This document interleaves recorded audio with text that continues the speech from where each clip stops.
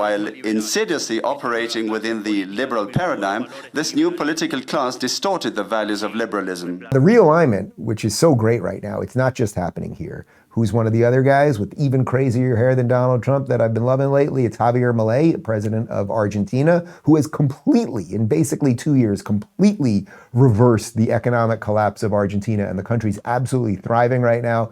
He did show up in person, and he gave a great speech at the WEF. Check this out.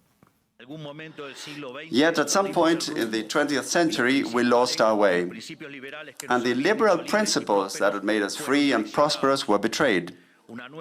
A new political class, driven by collectivist ideologies and taking advantage of times of crisis, saw the perfect opportunity to accumulate power. All the wealth created by capitalism until then and into the future would be redistributed through some scheme of centralized planning, setting in motion a process whose disastrous consequences we are suffering today. By promoting a socialist agenda, while insidiously operating within the liberal paradigm, this new political class distorted the values of liberalism. And so, they replaced freedom with liberation, using the coercive power of the state to redistribute the wealth created by capitalism. Their justification was the sinister, unjust, and abhorrent idea of social justice, complemented by theoretical Marxist frameworks aimed at liberating individuals from their needs. And at the core of this new value system lies the fundamental premise that equality before the law is not enough, as hidden systemic injustices exist which must be rectified. An idea that serves as a goldmine for bureaucrats who aspire to omnipotence.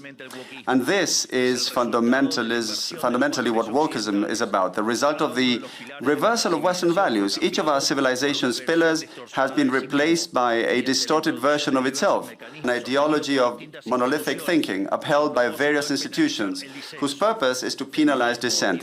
Feminism, diversity, inclusion, equity, immigration, abortion, environmentalism, gender ideology, among others.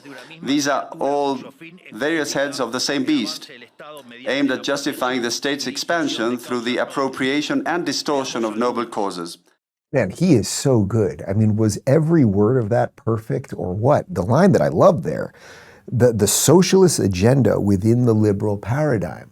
So it was the liberals that failed us. It's not because liberalism in its truest sense is bad, right? I wrote a book defending classical liberalism. Classical liberalism, born in the late 1700s, is the idea that for 300 years, basically, freed more people, right? Individual rights, laissez-faire economics. But you would have nation states. You would, I don't know, have a little relation to logic and reason. So they brought socialism in within the liberal paradigm because liberals have a soft underbelly. What do we love more than anything else? Liberals, we love tolerance.